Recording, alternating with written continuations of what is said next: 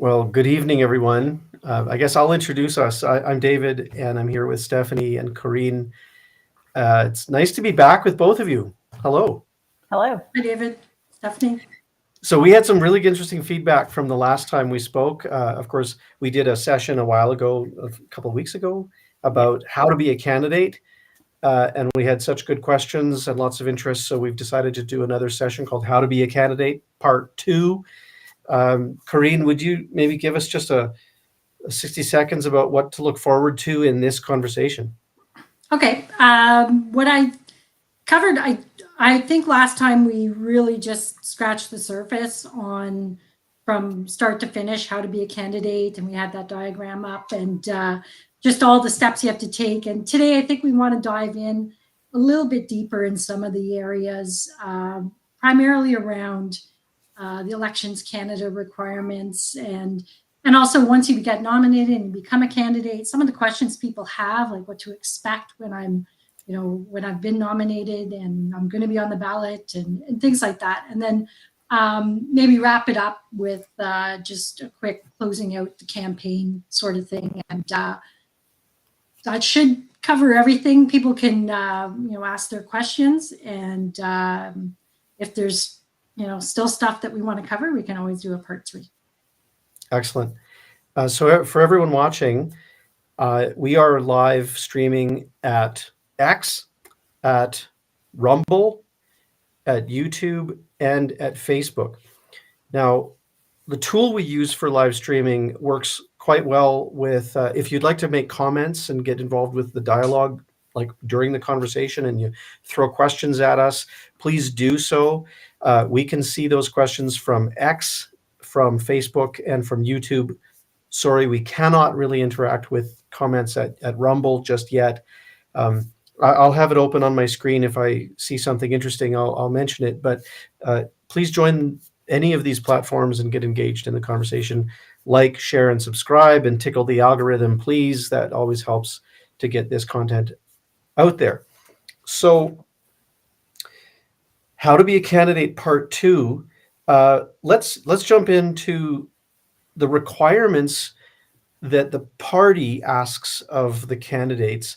Corrine, I think that there are some things that we require, postal code, get to know your riding, these kinds of things. How about we start with how does a person check their postal code on the Elections Canada site? Sure. Stephanie, if you want to pull up the Elections Canada site, elections.ca, that's your splash page right there. I'll warn anybody going in here, it's miles deep of links, and even when you search, it's sometimes hard to find stuff, but that's like any government website, right? So anyway, we'll try, we'll put in a postal code. This is for everybody. The main reason for this, well, primarily, a lot of people don't even know their postal code. And you're going to find that too when you're out getting signatures. People will not know their postal code. But the big thing is that since the last election, we've gone up to 343 ridings.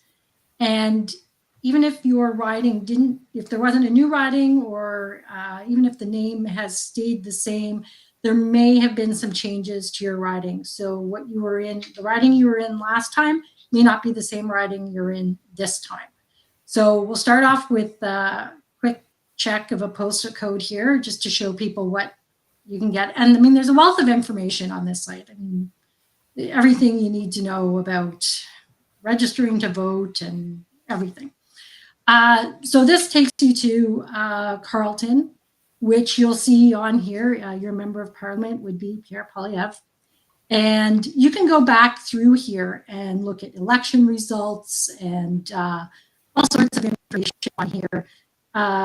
Population, registered voters, number of polling divisions, just all sorts of stuff. Work the election. I'll even put a plug in here for Elections Canada. They're always looking for poll workers.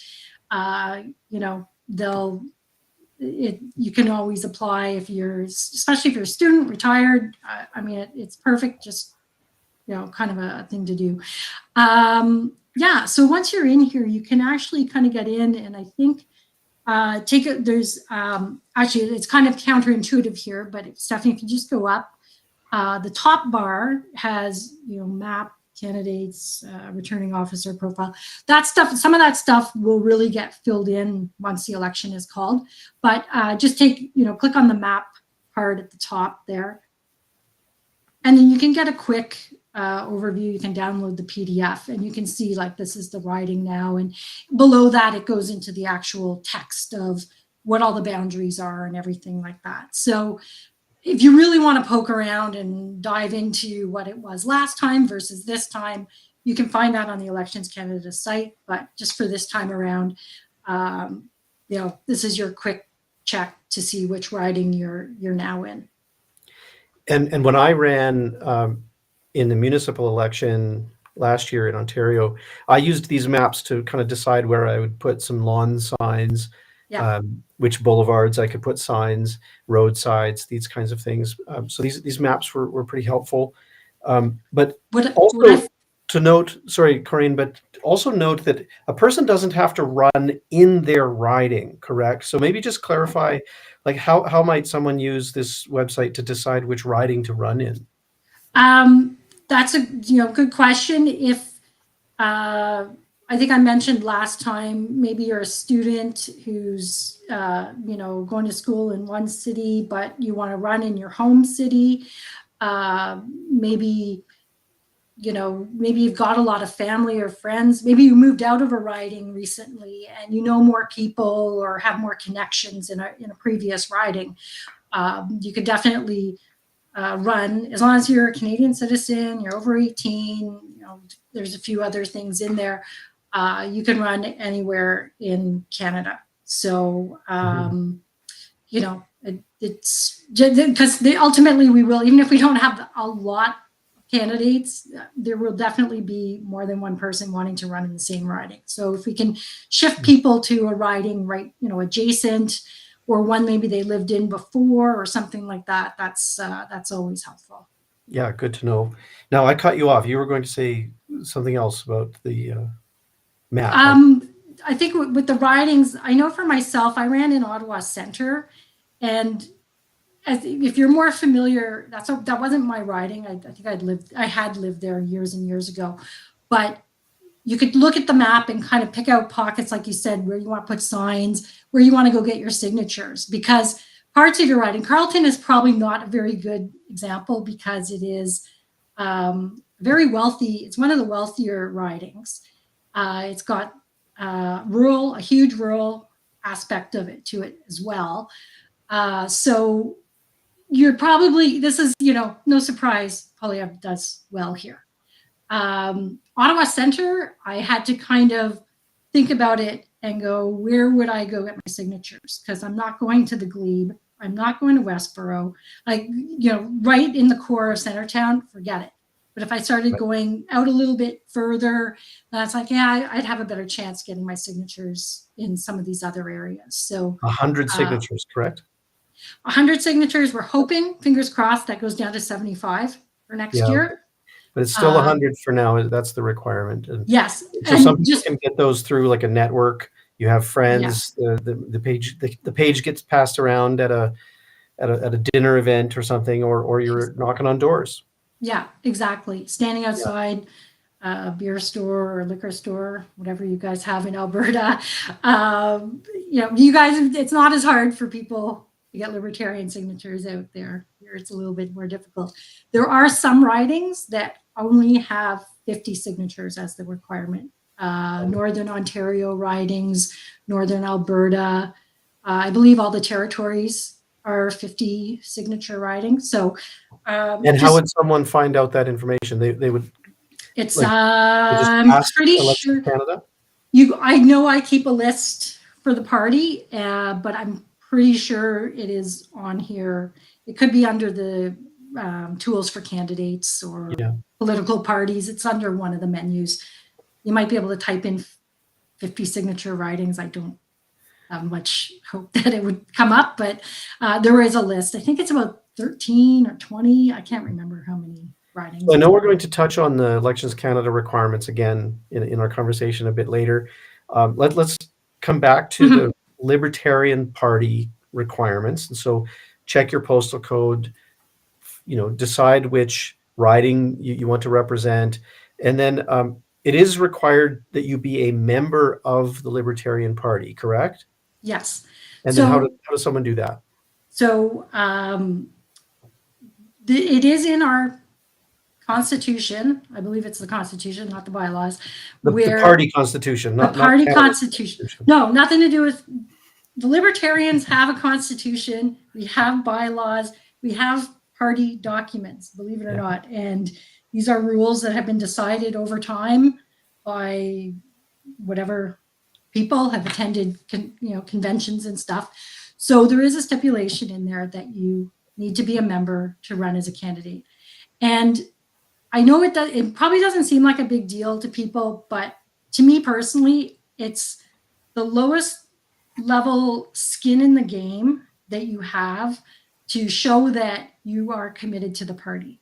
And what I mean by that is, I feel like if you've actually invested your $10, maybe you're more likely to actually follow through on your nomination process. I mean, it's not a guarantee. We're still going to have people who will not follow through on their nominations. We will still, and that's anywhere, it's any party, it's going to happen. Some parties, though, they are better at making sure that they cross that finish line than we are, because they've got the machinery behind them to do it. But it's like low-level skin in the game. Pay your $10, show that you're committed as a member of the party. And, ideally, you've read through the Constitution, bylaws, the platform which we it will need to be updated before the next election. But just so you know, have some idea what you're getting into, or what you're standing, what you're standing in front of, I suppose, when you're saying I'm a Libertarian candidate, running in this election. And we'll get more into that as well with some advice. So be a member, know your riding, check your postal code. Also, I learned this the hard way. Add communications@libertarian.ca to your contact list, so that your email system doesn't continue to put our emailed messages into your junk box. So it's important that you're receiving information from the party, and that that's an open channel of communication. Bit of advice there. So what about the Libertarian Party? What can candidates or potential candidates expect from us? What is on us? Yeah. So the first thing that's on us, and we talked about it last time, we've been talking about it for a while, is if you would like to be a candidate, we have to get back to you and say, check in with you. Do you still want to? And then have that, first round of vetting, maybe a conversation or whatever, and just, we have to get on that, and we have to get back to everybody who's applied to be a candidate. So that's in the next few weeks. You'll be hearing from us in some way, shape, or form. Yeah, and I know that Jacques, for those of you watching, Jacques Boudreau is the party leader. I know that he has been reaching out to potential candidates. There's a new candidate in London West, for example, and maybe others that I'm not yet aware of. But the process to reach out to potential candidates is underway, as Karine said. Now, what is the PESC? Oh, the PESC. That's the Political Entities Service Center. And I don't know, Stephanie. Oh, sorry. I jumped ahead. Oh, yeah, you jumped ahead. That's okay. Let's erase that, scratch. Come back to, so we're contacting people. We've put it out there. It's so tantalizing. What is the PESC? Okay. I have too many windows on my screen. I got distracted. I'm sorry. Contact people who have applied to be candidates. That process is underway. And then we have membership lists, correct? That we could share with candidates. And I don't think that's like, once you're a candidate, you're part of a kind of like, that information is confidential, but you're allowed to see that. Is that how that works? Yeah, again, it goes back to, we do have a privacy statement document that we can get people to sign to say, we're not going to do anything nefarious with this information or whatever. I think it's in our best interest to let people know that, we can pull for whatever riding, we can pull the names.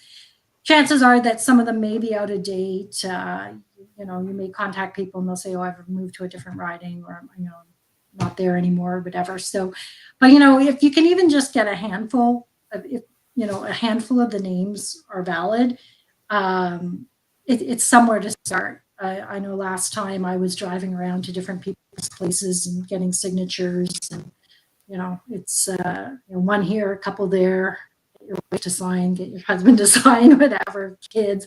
So it was, it's a little bit of legwork if you're running around chasing members, but there may be some members who are interested in actually like, hey, if you're going to be knocking on doors, I want to do that. Or if you've got campaign materials, sign me up. Or you're putting up signs, I'll help out. Like anybody you can bring on board to help you with your campaign. Do what you can. So it's, we'll share out what we have, and hopefully we've got reasonably up-to-date lists of members, and you can go from there. And actually, there's a detail here that I think is important. And you've covered it, but let's repeat it. A person can become a candidate with our party, but you don't actually get on the ballot until you have 100 signatures, right? Yes. And so even if you're committed as a candidate, and we call it a candidate, not a nominee, correct? Yeah, I think we would say it's kind of, it's the semantics, right? Like you've got the nomination, but you still have to pass. Yeah. Well, actually, nomination gets kind of funny too. So it does. So let's not worry too much about the words, but you express commitment that you want to represent the party and be in that riding, and then you get the 100 signatures, and then you're on the ballot. So there's a possibility that you might make the commitment to the party and not get the 100 signatures, and you can still remain involved with the party, but you're not on the ballot for that election. So I just want to bring that up because, like, the party will try and connect with you and see how you're tracking toward, getting the right signatures. And like, could you explain some of the follow-up that you've done or that you've been involved with for other candidates? Actually, I don't think in the past that we've done a whole lot of follow-up. We need to get better at that, is what you're saying? Yeah, we have to get better at that. We have to,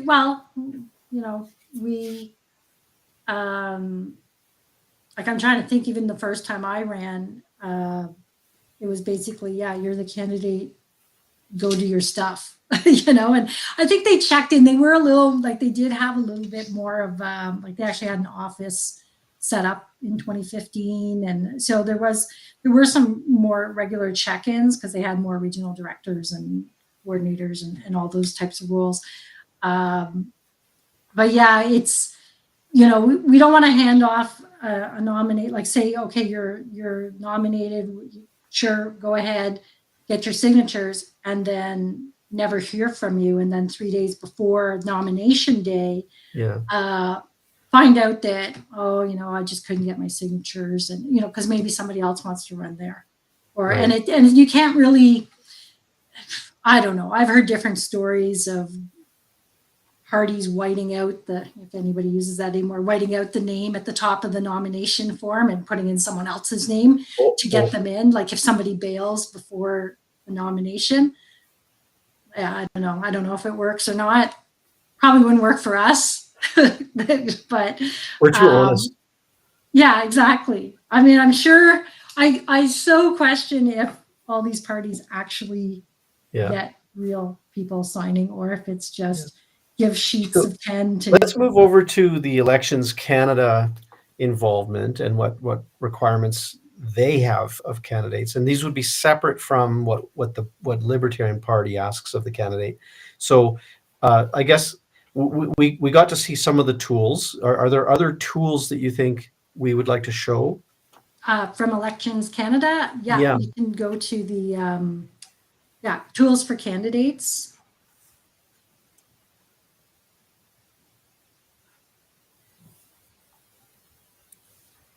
I guess maybe give us a tour. And by the way, we're still dying to find out what is the PESC.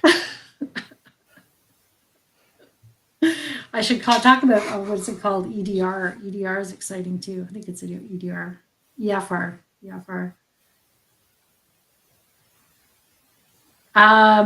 Yeah, so in the tools for candidates, I think it starts out, the first page is just everything that you need. There's a lot of reading. There's a lot of text on here. And I said that last time.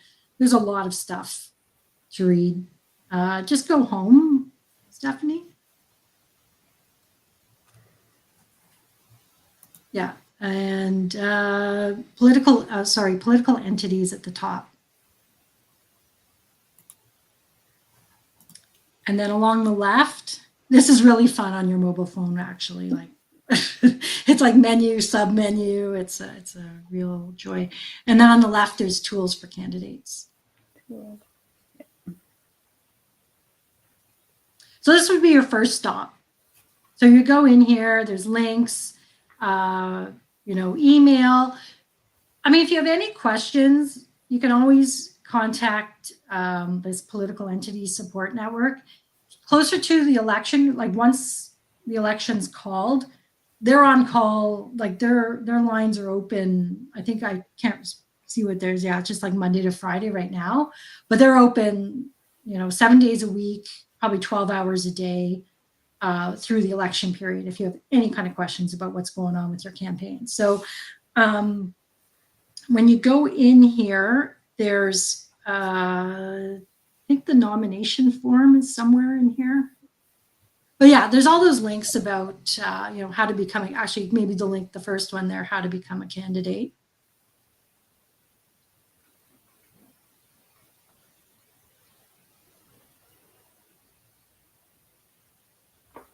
Yeah, so this is where you want to start. And just the eligibility requirements there. One thing I mentioned last time, if you've run in the past, but you didn't submit your campaign, if your campaign return didn't get submitted in time and there were no reasons why it, if you didn't have an excuse or didn't ask for an extension, you likely won't be able to run unless you go through some whole court thing. So just a heads up to anybody who has run in the past, and if you don't think that your return was ever put in, you're likely not eligible, but you can check with us to find out. Political affiliation. So once the election starts, or once the writ is dropped, the party receives, it's an Excel file now, where we fill out names of the potential candidates in each of the ridings, and we update this daily throughout until nomination day. As people come on board saying, I want to be a candidate or whatever, we fill it out and then we submit it back to Elections Canada, so that I think it's about a 24-hour turnaround. So they can notify the riding, like the returning officers, hey, heads up, there's somebody from this party, this party, this party who will likely be coming in with a nomination. And they sometimes do contact the party and say, hey, we're 2 days out and we haven't heard anything from your candidate. They haven't responded to our emails. They haven't responded to anything. What's going on? So, we don't want to get it to that point. We want to know ahead of time if somebody is kind of ghosting and has disappeared. But it's up to us as the party to get that form into Elections Canada as soon as possible. As soon as we know somebody's going to be in a riding, we get that form into them. Very interesting. Yeah. Do we find out now about the PESC? Okay, sure. I think on the last page, Stephanie, the back page there. So basically, this was something they brought in 2019. So it's a portal where, and I know I have accounts. I haven't been in there for a while, so I don't know, maybe they don't work anymore. They put together for 2019 a whole area where you're going to find pretty much all this information in there. And it's going to give you, dates you have to be aware of. There's, I think it's 3 months after an election, and then 6 months after election, there's 2 things that have to happen. You'll get all this stuff in there. And I know it didn't work so well in 2019, and I don't know how it went in 2021, and I'm sure they've improved it even more. For people who live in remote areas, often there's only one returning office in every riding.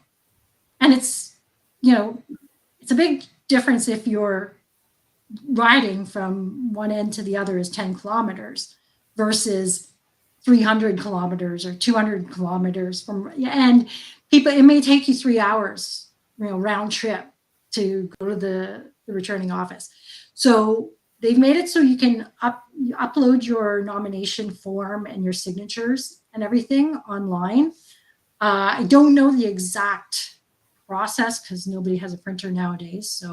And nobody has their own, I have I have one of the multifunction printers, and I swear by it. It's, save everything to a USB key, email what they want, boom, done, whatever.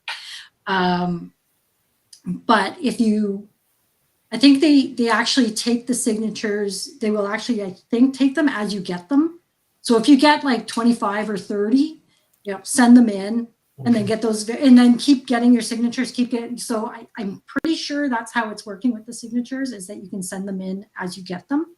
Yeah. But I don't, quote me on that. I can't remember. It sounds like something that they had updated for the last election, but I can't remember if it actually did happen. So this makes it a little easier. This is a great way to it gets your, campaign kicked off. You've got all your stuff, all your information. You can track where you're at, what you need to do in your nomination. You get your nomination. And then when you close out close out your campaign, your official agent, then it's sort of a handoff between you and the official agent through PESC. You don't have to actually go to somebody's house physically anymore and get them to sign paperwork. They'll sign off their side, you sign off your side, and then it can go kind of get wrapped up and sent up to Elections Canada. So it's kind of a cleaner way. And let's reiterate this point here. So you've talked about the Elections Canada website is a tool set for candidates. The PESC is a portal, so you can avoid having to do a lot of physical paper and physical delivery. Get the signatures in. But what is the official agent? Because you just mentioned that. And how does is it assigned to you? Do you select something? How does that work? Ideally, you pick somebody trustworthy and who's reliable and who's going to get your campaign paperwork in at the end of it. It could be a friend, lawyer, whoever you know. It doesn't. And they don't have to be part of Elections Canada. They don't have to be part of even the Libertarian Party of Canada, although we'd like that. Yeah. Well, yeah, exactly. They can just, a spouse, whatever. They can be your official agent. The big thing for them is they have to open your bank account. You can't, as a candidate, open the bank account yourself, and they're responsible for all the financial side of your campaign.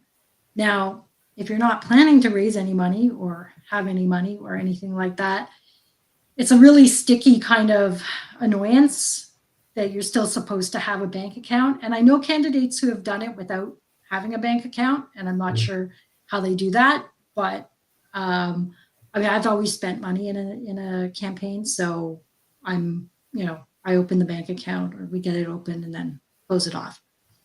Yeah, and like I went to a credit union who had a specific kind of account for. Yeah, I'd like the name of that credit union, and I'd like them to do all of our campaign ones, because believe me, you walk into a bank. Well, to be, if I can plug them a bit, they were good. Yeah. It was Libro in Ontario, Libro. Now I haven't seen Libro here in Alberta, but I'm sure somebody like the Bow Valley Credit Union would be an option here in Alberta. But anyway, in Libro, they had a particular bank account type that didn't require any fees, and it was specifically for political campaigns, and it was pretty easy to deal with. You open the account, and then later you just close it, and they give you, you can save your statements. So this is important, that for those of you watching, Corinne has outlined something important here, that you need to have someone else manage the money.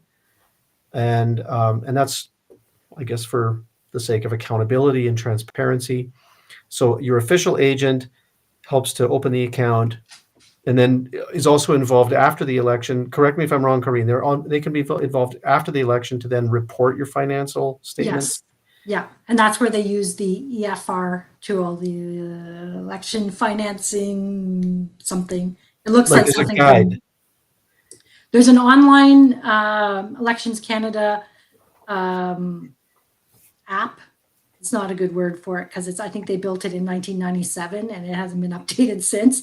But it's where they can do all the donation receipts, and like everything is tracked in this thing, and then it just spits out a report at the end, and then that's what gets uploaded to Elections Canada. So I think there's a question that we should answer. Yeah, so the question is a bank account even required even for paper candidates? Yes, yeah, because Elections Canada does not see a difference between a paper candidate and a full candidate that's running. yeah, and this is something that I would challenge. If we had any voice, I would challenge that to the end of the earth, saying, because there's no such thing once you open a bank account, other than your example, David. I've yet to encounter where you actually would have a $0 campaign, because you're always going to have bank fees every month. So even when you open the account, put $20 in, because you're going to have bank fees off. Like it might be $3 a month or $2.50, or I don't know. You might get lucky. I mean, we've had to open business accounts. Sometimes it's been a community association type account, and mostly I think it's business accounts now. So it's kind of annoying, and it's a lot of paperwork, and it takes like an hour. And this is my experience. I wish they would get away from it, but it's still a requirement. I mean, we got to. But it is a requirement. It is a requirement. But that said, I know candidates who have had zero balance, like $0 campaigns. They don't raise any money. They don't get signs. They don't do anything. They show up at debates, whatever.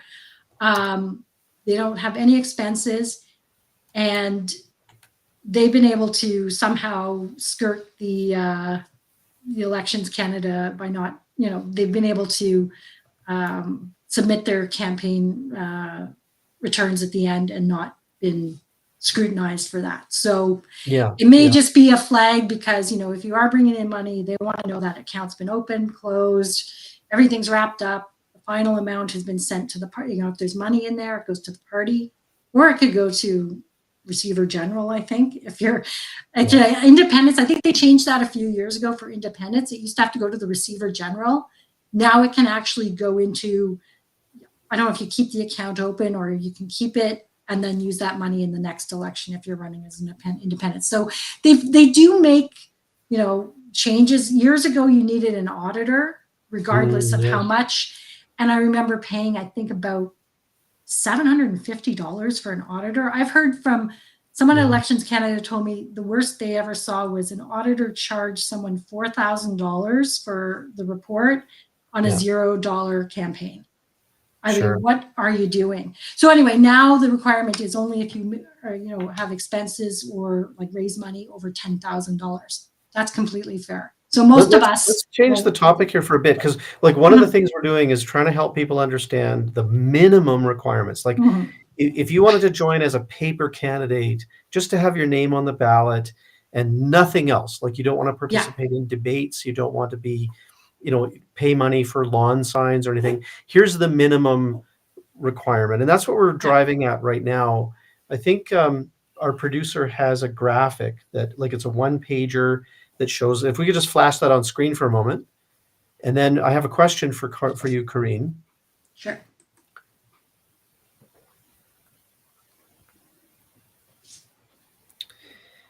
And so we can distribute this, or you can write to us and we'll share this graphic with you. I know it might be hard to read on screen given, the resolution of your video or whatever, but we do have this available, and So photograph it or screenshot it right now so you've got it yourself, but we can send it to you. But let me ask you this, Corinne. Let's say someone wanted to raise money earnestly and lots. How would they do that? And I think that there's an important part, like people have to understand the writ period, correct? Yes, yes. What is the writ period, and how does it change the rules related to fundraising, like before the writ period and during the writ period? Okay, so you you can't raise or spend money outside of the writ period if you don't have an electoral district association. So And we don't, like, I don't know that there's a single there's a couple. EDA in the Libertarian Party. There were two. I think we still have two in Alberta. Okay. So they can raise money throughout, like between elections. Sure. They can have spaghetti fundraisers. They can do raffle draws. They can do whatever, different things, as long as it falls under again, there's a whole financial. But that's the exception. That's because we only have two of those. Exactly. So what's the rule then for everyone else? So for everyone else, don't spend money and don't raise money until the writ is dropped. Maybe we should make sure everybody knows what the writ means. Yeah. So the writ is the day that the prime minister goes in, or he goes to the governor general and says, let's, dissolve parliament. And that's the writ drop day. So typically an election runs 36 days is the shortest period for an election. So if we count, I haven't looked at a calendar, but what is it? October 21st, I think, is the election day. That's the fixed date for next year. Unless they change it because a bunch of MPs are waiting for their pension. Yes, exactly. So if, we have an early election, well then, and Trudeau I don't think he's run any elections that were more than 36 days. That's a tight schedule. So that's why I'm talking about like we got to get candidates. We got to getting your signatures, get ready, because if you have to start getting signatures on that first day, and I think you have 10 days, 11 days, something like that to actually get all your signatures, it's a tough grind. The first year I ran in 2015, Harper had this, I don't know, he called the election in August and it wasn't until October. It was like 55 days or something like that, which was great. Gave you lots of time to get organized. It took, I think, almost a month for me to even find out I was, going to be the candidate.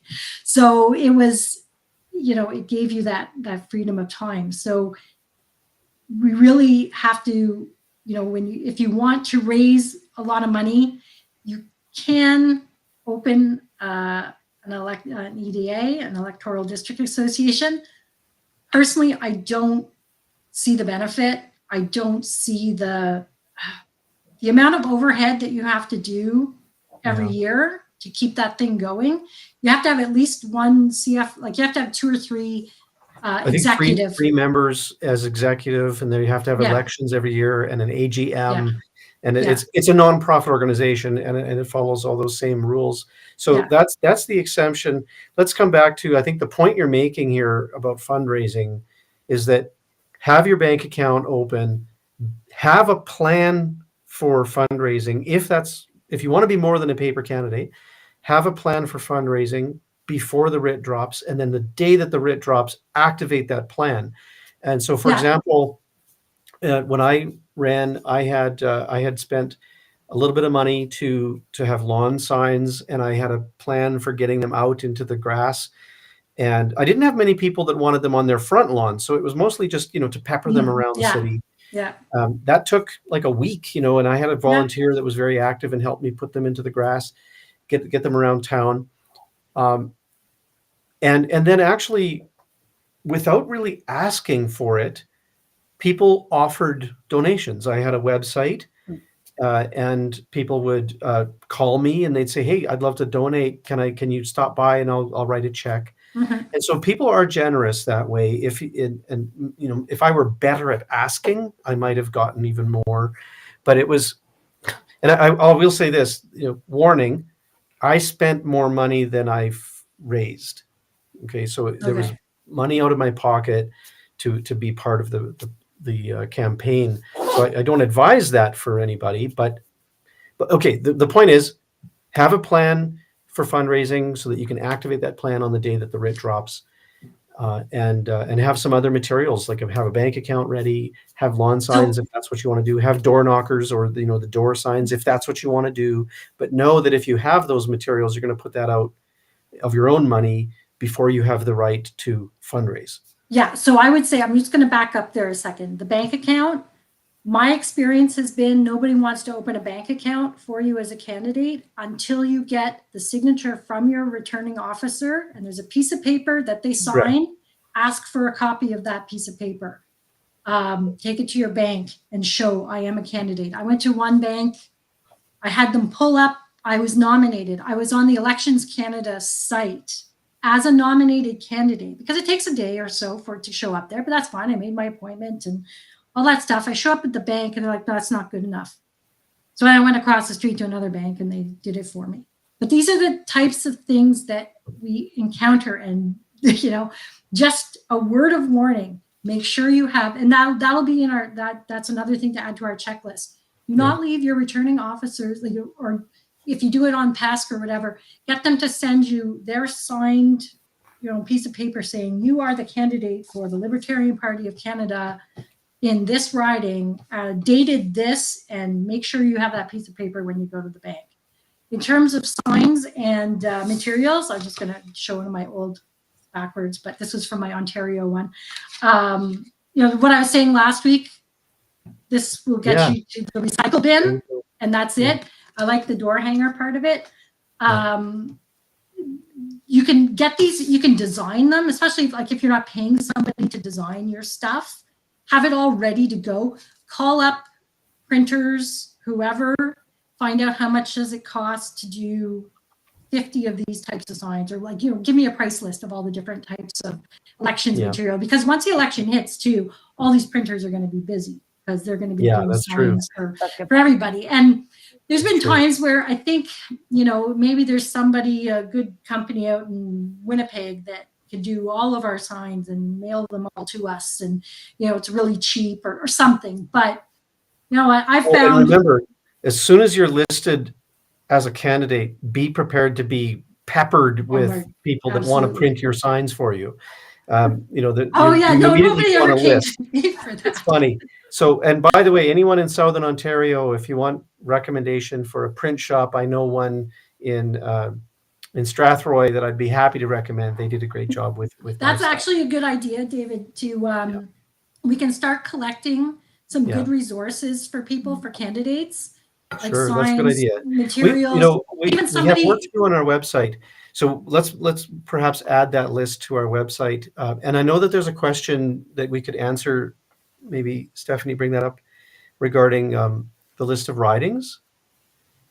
And Corinne, perhaps we should get this detail on the website as well, and that's partly for me to help with.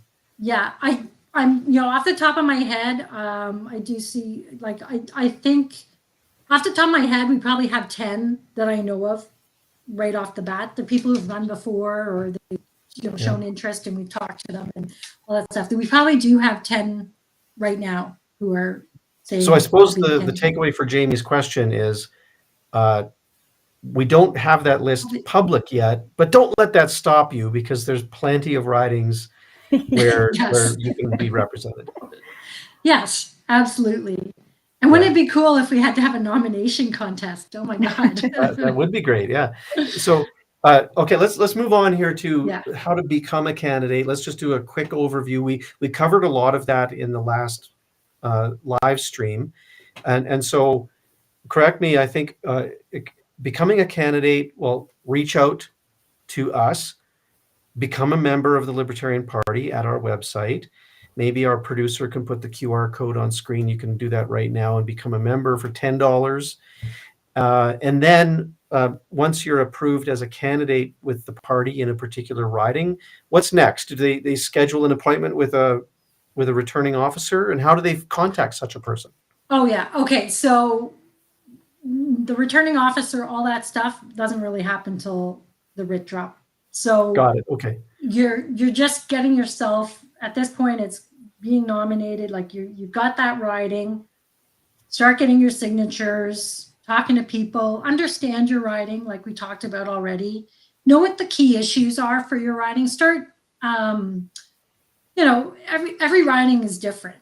And trust me, you're going to get questions that are municipal and provincial. It's going to happen. People they go to the debates, they don't understand that this isn't something that's federal. They'll ask you about in my riding, the bridge to Quebec, and there's too many trucks, and what are we going to, like it comes up every election, or, so it's things like that. It's like, well, it's not really, what are we going to do about it?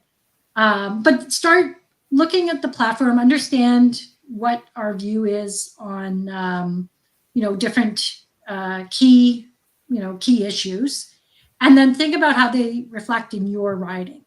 So, I don't know.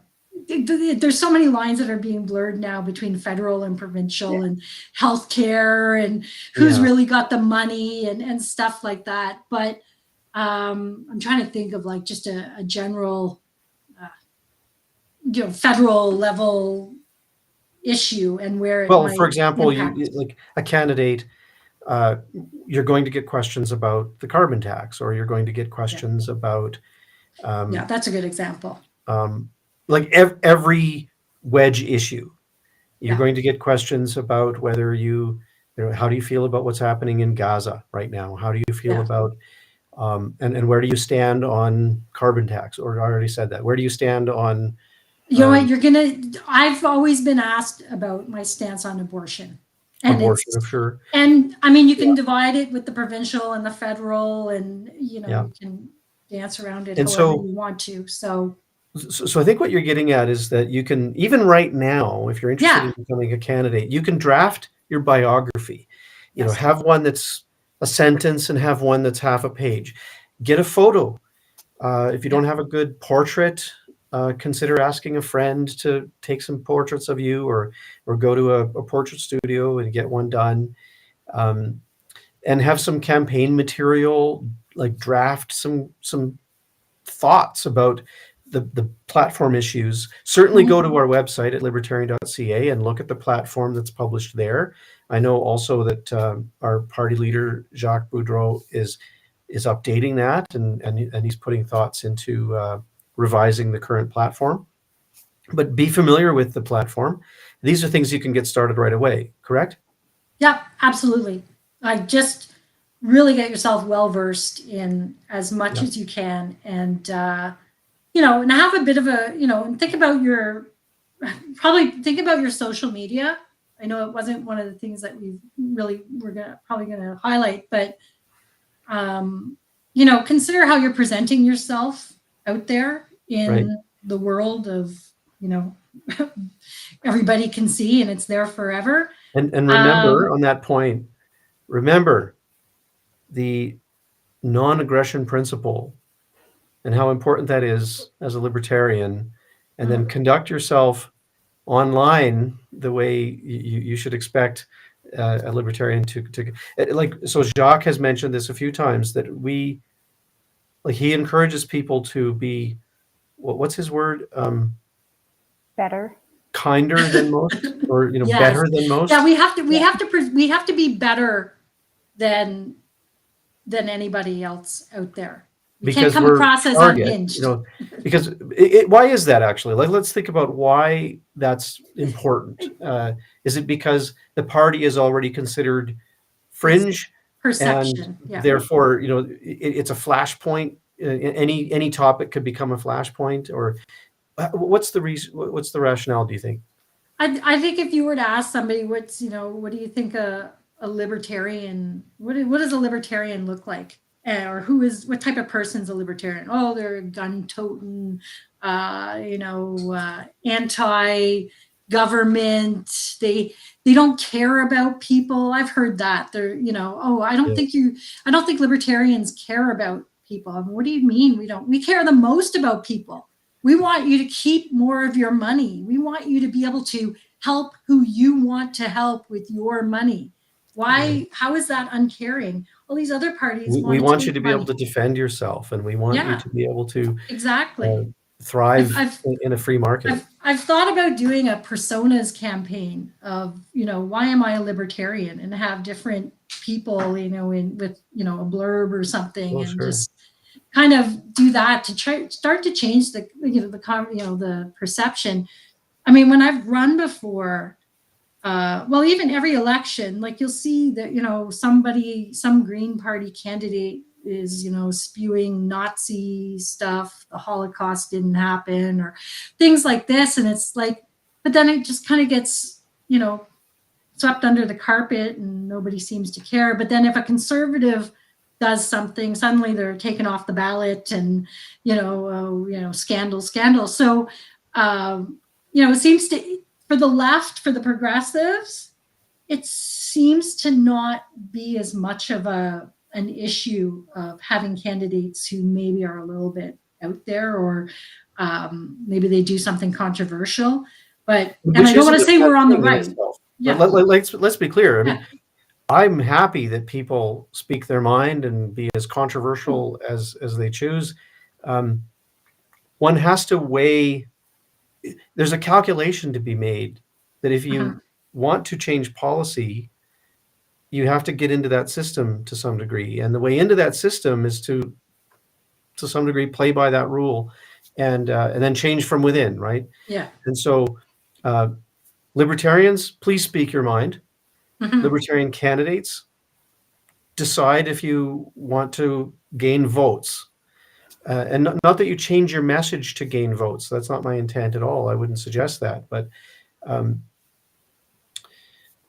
decide the impact you'd like to have, perhaps. Yeah. And know, when you are running, and if you're in a debate or something, kind of know what, if you're, walking into a hornet's nest, or if it's, safe territory, because depending where it is in your riding, it may be, and who's running it, be prepared for questions. That's part of it too. I'm going to have to go. This is, reminding me, I'm going to have to go back to a lot of the old materials we have, because there was an old PowerPoint that was like Libertarian 1.0, Libertarian 2.0. And the 2.0 side of it was a little more of the, let's not be so, in your face and whatever. And like, let's be reasonable and things like that. So I think there's a lot of good resources that have been kicking around for a while that we just have to unearth and then start sharing out with potential candidates. Yeah. Our producer is asking us a question here. This is a great question. Oh, look at this. It is a good question. Yeah, go ahead, Stephanie. What is your plan for getting younger people to be candidates? I mean, this is a good question. If you have suggestions on how we can reach the young folk, that would be very much appreciated. But also, we're not really in a position to be biasing certain demographics on who we select as candidates. So I'm thrilled if somebody young wants to run. Absolutely. But if you're juggling full-time school and a job, and maybe you're in a city that you're not familiar with, it's going to be tough for you to get signatures to become a candidate. So really give it some thought. I'd absolutely be thrilled. We would be thrilled to see lots of young people running. I would need to catch up on all the slang. And, I hope they slay and come on, brah. You're probably really out of date with all of that. I'm just trying to steal. I overhear my daughter sometimes talk to her friends, and no, so that's not the trick. I can't change my language to attract younger people to the movement, but certainly the movement is welcoming to, and Jacques, he's happy to, and so are we, happy to mentor as much as we have time permitting. Absolutely. I'll tell you right now, I wouldn't say the average age of our vote. Well, we saw it with our Facebook metrics. I think one of our meetings, David, you showed us 18 to 34. There were a lot of hits in that demographic, people coming to our site. So we know people are interested. The downside is we're a volunteer organization, and the only people with the time to do this are older people, like retired. We're trying to fit this in outside of full-time jobs and everything. And I think that also happens with younger people too. They want to be involved. They want to be part of this, but trying to go to school, trying to pay rent, we get it. It's a really tough go. And so the goal, for those of you asking, the goal of the party is to involve as many people as would like to be represented. To have, it would be really incredible to have one candidate per riding. And the goal isn't Jacques would say, and you can correct me if I'm misquoting him, but he would say the important part of being a candidate is to give libertarians a voice, give them something, give them someone to vote for on the ballot.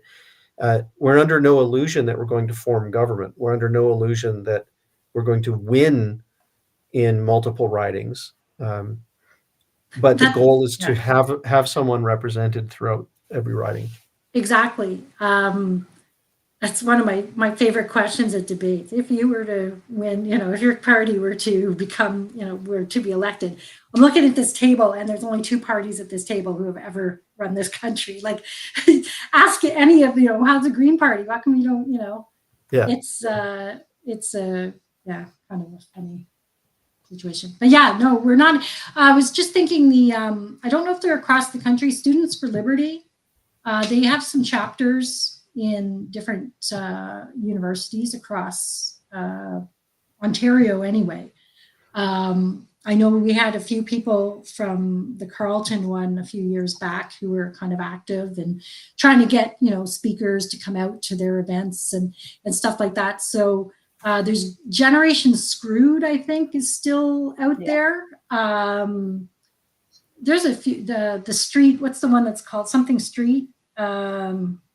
I know I've got paperwork on some of them. Yes, sorry. I met them on the weekend.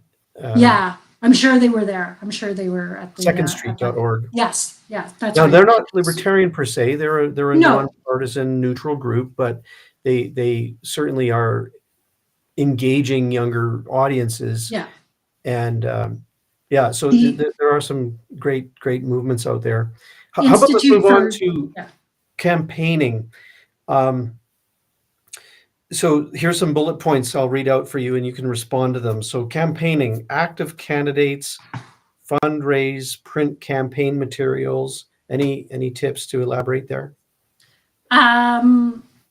Yeah, I think David, you had a good, you kind of presented it well to get yourself prepared ahead of time. You can always, I think as long if you're accepting checks, of course you'll accept checks. I think as long as they're dated after the writ drop or the day of, and not you can hold on to them till you get your bank account. I open a new Gmail account. In the past, we've tried. I don't know. We'll see how our email system's working, but we should ideally be assigning emails to each of the candidates. So, David S at libertarian.ca or something. So at least you can put that on you can have a separate account. You can set up your bank account to accept e-transfers with that email auto deposit. You just have to manage the paperwork on that for your campaign.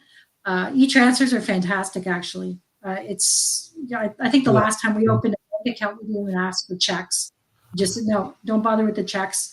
We're just accepting. We'll just do e-transfers. So, you raised a good point here. Not only the email address, but campaign materials. So one thing that we should perhaps demonstrate in a future live stream would be that the Libertarian Party has some graphics and materials that we can provide, backgrounds and logos and things like that. So all of that can be done even before the writ drops. You can have materials prepared.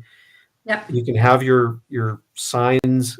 Actually, to be clear, if you have contact with a print shop, you've got someone that you've made talked with and you've got a quote from them, you can have your graphics ready, and the day before the writ drops, you can send them and have them print. Mine Yeah. took, I think, 3 days or 4 days, and they printed a few hundred signs for me.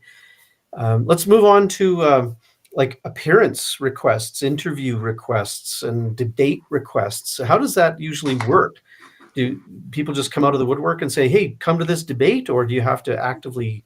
Yeah, it kind of seems to work that way. Unfortunately, now we've lost a lot of community newspapers, because that used to be one avenue where the community newspaper would contact you, or you could get a list of the community newspaper. You can somehow probably find a list of community newspapers in your riding, if they still exist.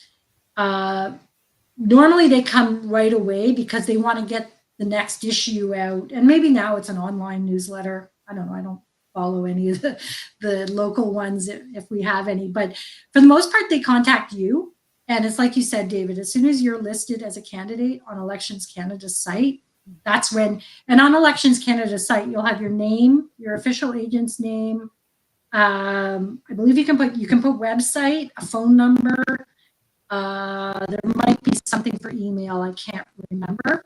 So you're out there. Your information is out there, and anybody who's running a local debate, they'll be checking that page. Yeah, but they're not obligated to include you. No. Now, I don't know if this is at the federal level. I know in Ontario a few years ago, they were calling one of the ridings, they called it an all candidates debate, but not all the candidates were invited. So we challenged them on it, and they had to backtrack, and they called it something else so that they could get around that. So don't be surprised if you find out, you might go to a debate and one of the, chatting with the Conservative candidate or Green Party or somebody, they're like, "Oh, are you going to do maybe I'll see you at the one on Thursday." Well, what one on Thursday? I didn't hear about it. Oh, okay. So like this happens. You're not going to get invited to everything. And even when you get debates are like kind of a sore spot for me. I've gone to them. I find, unless they ask, what tends to happen, what's been happening to me the last couple of elections is there's like 10 people running. So they want to keep it, for a 2 or 3 hour event. If they ask a question and it goes to every single candidate, that's going to take, you'll get 4 questions out in 2 hours, and that's it. So especially audience questions, some of the audience questions are really out there, but I like when they actually ask people to say, like, if you're representing a party, please let us, please say that before you, like, because sometimes they just target, and they only want to ask questions of certain candidates. I'm going to ask the Green, the NDP, and the Liberals this question. So you're not even in. I sit there sometimes, I get asked like a question about carbon, what's our carbon plan? I'm like, oh my God, ask me something interesting. Ask me something I really want to get into. But anyway, so you probably won't get, you can also kind of pick and choose. Like in my current riding, the first debate I ever went to federally, very liberal area of town. I had 3 in a row, 3 nights in a row. And then one of them was a mix, Francophone, like French and English. And I always managed to be the first person getting the French question. Like I could answer in English, which was fine. But or I could listen to what somebody was saying as their answer and understand, okay, this is what they're trying to get to. Well, okay, let me ask this question differently, perhaps. Like, so you're talking about showing up at a debate, and it can be kind of grilling and boring sometimes, but you can compare sometimes yourself to what's happening by the others on the stage, but also you could compare the relative benefit of showing up to the debate compared to, like, had you not shown up at all. So do you think that going to the debates had any benefit at all? Did it end up with more support, a donation or two? I would say so, because I had, they always give you a table. They usually do. They usually give you a table. So you can put out a sign, like tape your sign to the front of the table. You have your campaign materials. Yeah. People may come by and talk to you, Yeah. whatever. They'll see your stuff. Yeah, because I've had people, it was funny, the debate that was the Francophone, well, mixed bilingual one.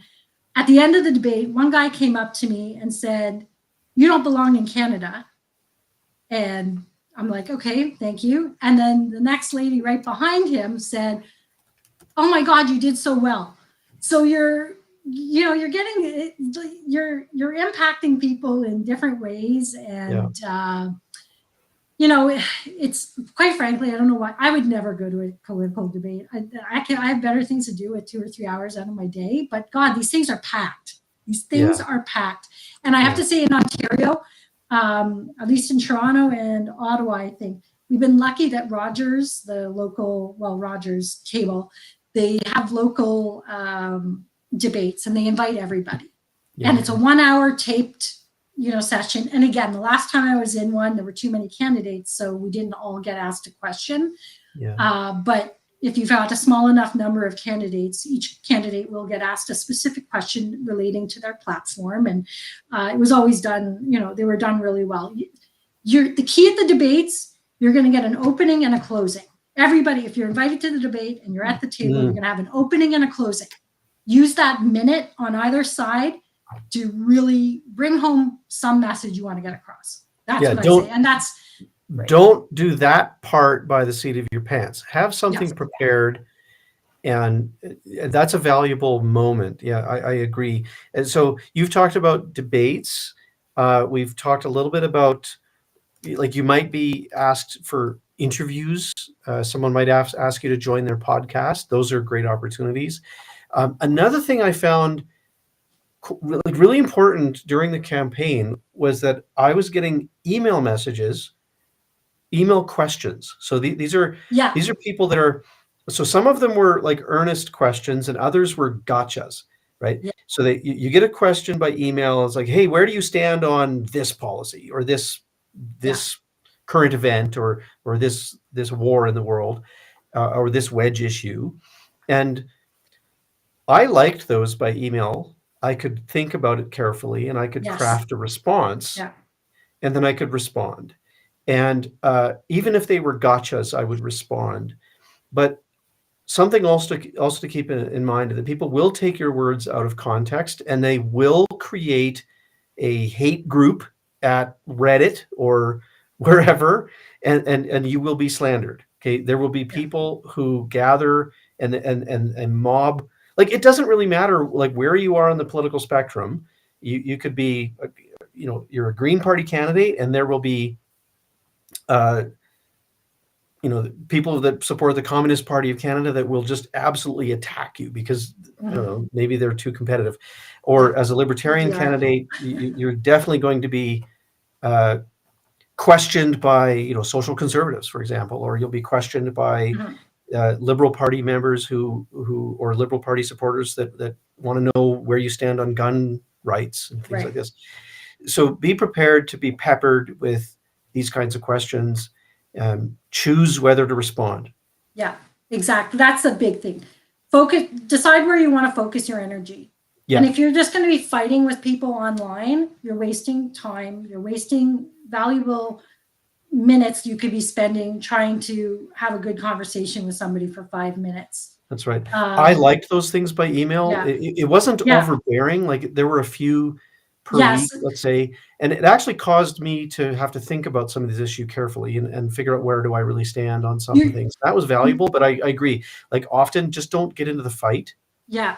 Like, you're going to get stuff. I've received stuff, and I wish I could remember some of the names of the organizations, but it's like some sort of coalition for, it would be like the ones who are trying to get rid of first past the post.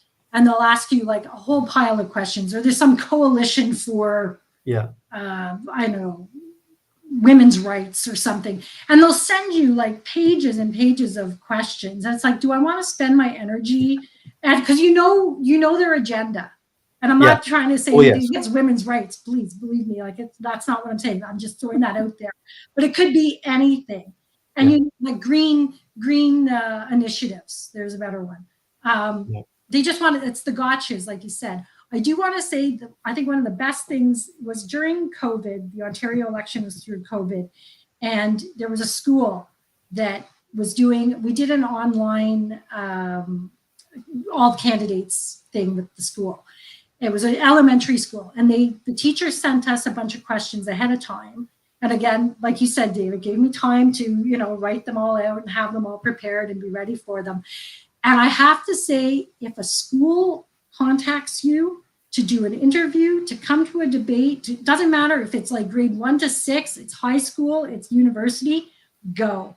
Those are going to be the most intelligent questions you're going to get in your entire campaign. I guarantee it.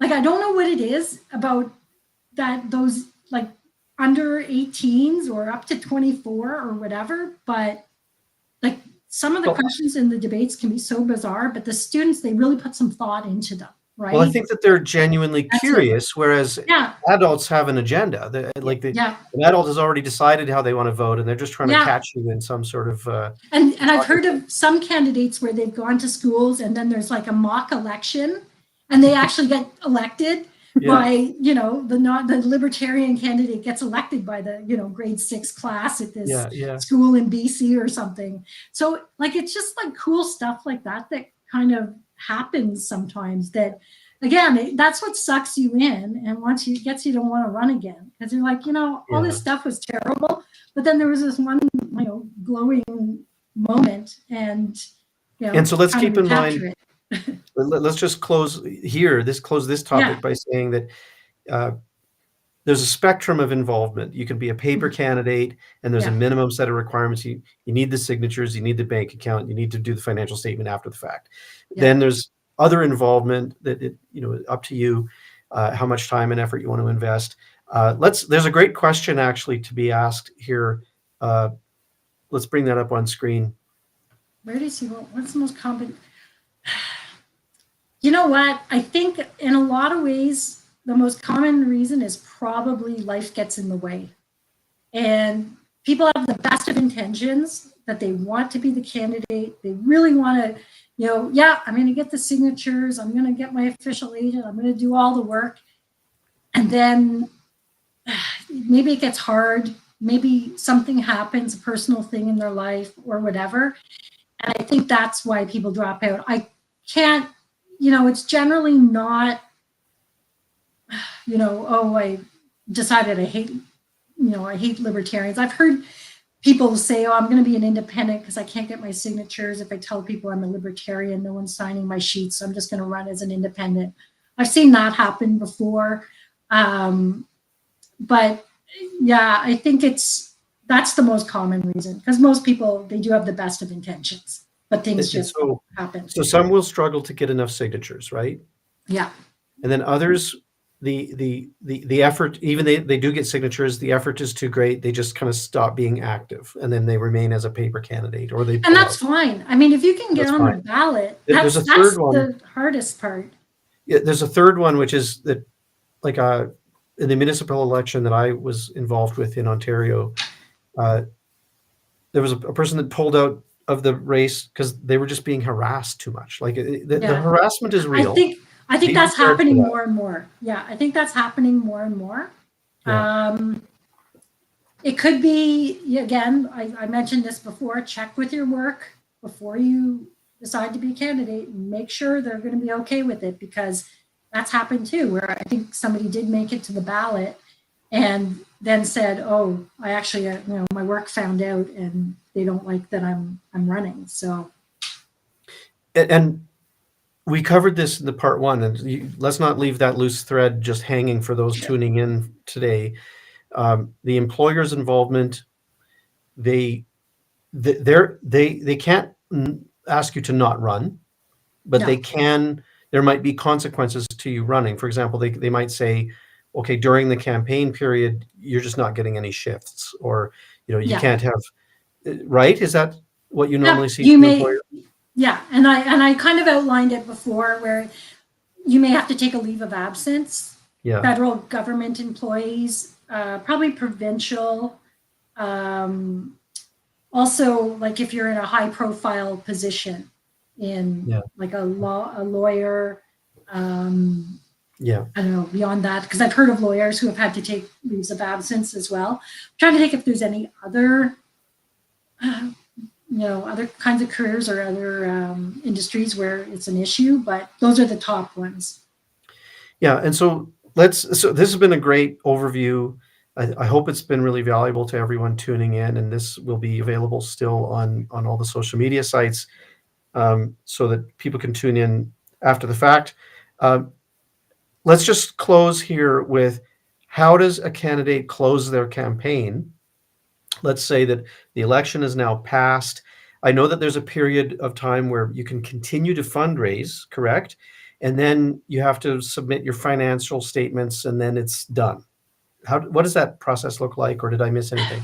It's you know what, it really doesn't take that much time. It's probably the hardest part is just sorting it all out on that Elections Canada app to get everything in there and get it to balance to zero wherever it's supposed to.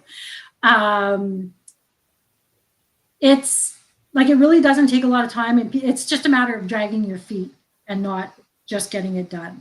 So as soon as your election, as soon as the camp, as soon as it's over, maybe actually this is something I mentioned last time. It was 48 hours that you have to get your signs down. Just around signs. Like, I don't know if that's countrywide or if that's a bylaw thing. Always check your city bylaws, because there's certain places where you can't put signs, and that just as an aside. But yeah, make sure get the signs down right away. Hopefully you haven't taken out a loan to run as a candidate. I do not recommend that at all. There's no reason to do that. Get your, the only loose ends would be, you may have to wait for a bank statement, or maybe you could just, if you have nothing that you have to resolve with the banking, like you send the money to the party, you're at zero, call the bank. I think the last time I closed an account, it was it was for something else, but it was all online. I didn't even have to go into the bank. I was like, this is weird. Like, it used to be this whole process of going to, I didn't even know what to do, because I couldn't find anything on the website of like, who do I go to close this account? So it was done in about 10 minutes. They mailed me a final statement. So, get your final bank statement, get your final, make sure you've got whatever other expenses that you've, collect your gas receipts as you're going, and all your stuff. And there's a fine point that you just said, but it went by pretty quickly. If you have extra funds left over, and the election is passed, correct me if I'm wrong, you're not allowed to continue spending. That I don't know. If you, I'm not. I'd have to check on that, because I don't know what you'd be spending on at that point. Right. Like, so you kind of have to be careful about how that money is used. Yeah. Well, even during the campaign, but after the campaign, like, you might have some outstanding bills that need paying, and so you pay those with the money that is in your account. But if there's money left over, Corrine, that has to come to the Libertarian Party as a donation, or how does that work? Yeah, it's a transfer. Like, it'll be done through, there's a line item in your campaign to put, it's a transfer back to the party, X number of dollars. I've done it as an e-transfer back to the party. If you're only going to have, $75 or $100 left, invite some friends over, have a party on election night, spend it all, get yourself down to, who cares? Like, just, you can like, there's no expectation among our party that you get that money from your campaign. That's your campaign, and you manage that as you wish. But just in the case that there is money left over, Elections Canada and CRA are pretty particular about what happens with that money. And so look, obviously talk to Corrine after your campaign, and see what to do with that money. Like, there might be a way to, if you're part of an EDA, they can carry that money until the next election and stuff like that. Exactly. Like, I think the bank account from the EDA just feeds your election campaign. So the money would probably just stay there, but there's probably a transfer to the EDA. Yeah. It's probably some kind of, I don't know. I don't know enough about it, but Well, those are details that candidates can find out after the fact, after the election, yeah. and we'll be Just in know touch. that 6 months So- after the election day, if you haven't asked for an extension by, I think it's 2 weeks before it's due, you know, maybe something's happened, personal, whatever. You can ask for an extension for a couple of months, whatever it is. Just ask for the extension if you're not going to get it in, because you don't want to Pay have interest. yourself out You're on the for naughty list. next time. Yeah, you're on the naughty list with Elections Canada. And All right. So how about we wrap up? Stephanie, does that sound good? Yep. And so thank everyone for joining and asking great questions and making comments. We really appreciate all of that activity. Please share with colleagues and friends.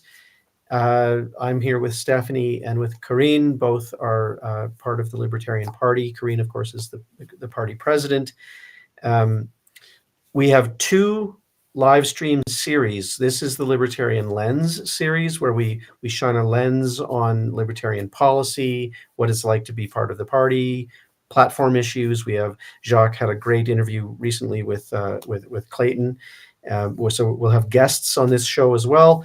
We also have a Libertarian Currents, which is an opportunity for, generally I sit with Jacques and we talk about current events and we kind of react to current events as libertarians.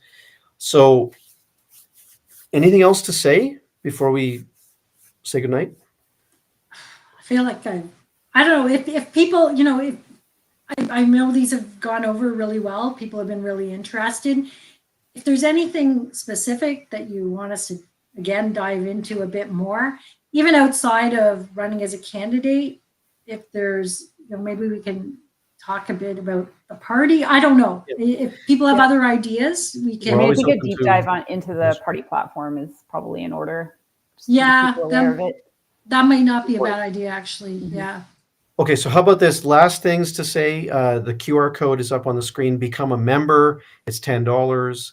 If you're interested to become a candidate, go to the website, www.libertarian.ca, and there's a page there where you can submit your interest. You can submit your name, your email address, and then we'll be in touch. So there is a process underway within the board to review the people that have expressed interest in becoming a candidate, and we'll be reaching out, or we already have reached out to some. I did want to just add, I've been really happy to see this much interest from people wanting to be a candidate a year before the election is supposed to happen. Because in previous years, it's just kind of, well, I mean, we went through a whole thing with the PPC and, you know, there was a whole bunch of drama and whatever. But this is the first time I've actually noticed, like, just, it's not just 1 or 2 people. It's dozens of people are It's like great. really engaged and wanting to be part of it. So And yeah, let's light a fire under ourselves and yeah, get this moving. yeah, and I think people are just anxious to change this government and get involved as early as possible in that effort. So yeah, the election could happen at any time. So let's prepare now. Thanks for that comment. Yeah. How about we call it a night? Thank you Sounds both. good. Thank you. Good night. And we'll announce in the upcoming days or weeks when we're going to go live again.